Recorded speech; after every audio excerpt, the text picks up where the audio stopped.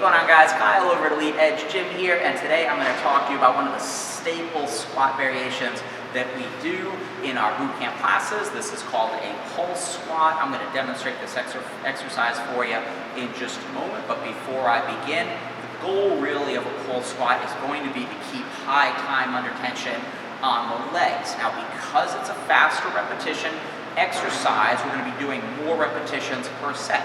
Typically, pulse squats will be done for sets of anywhere between 15 and 30 repetitions per set, okay? And the goal is to do that entire set consecutively with no breaks between repetitions. That means no standing up and then going back and finishing the set, okay? We want to do all of those repetitions together if we can, okay?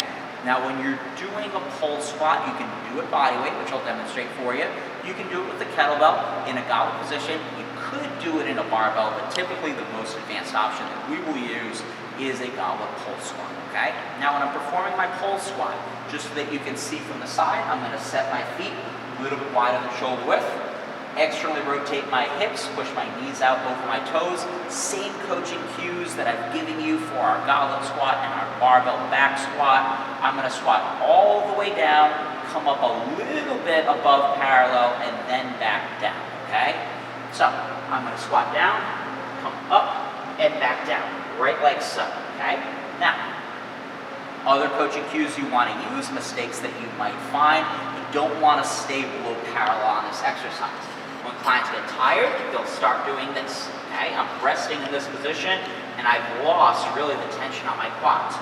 Instead, I want to come right about halfway up and then back down, okay? Second thing that you oftentimes see, clients resting their elbows on their knees when they're performing that exercise.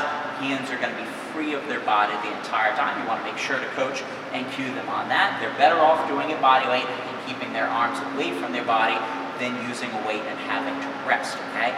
If you have somebody that's really struggling to get and understand this exercise, have them regress first by doing either a regular squat or a tempo squat.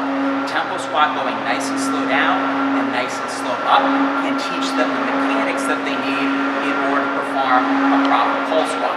Anyway, guys, use those coaching cues the next time we do pulse squats in one of our boot camp classes.